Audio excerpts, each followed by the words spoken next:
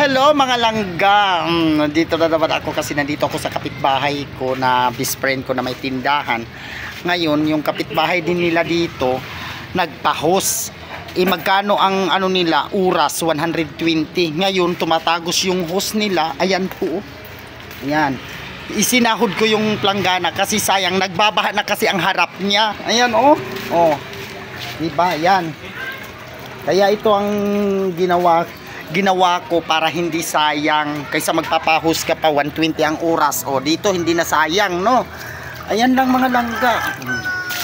Diba? Nalibre na ng tubig ang best friend ko. Ayan ang best friend ko, nakaupo. Ayan oh, diba?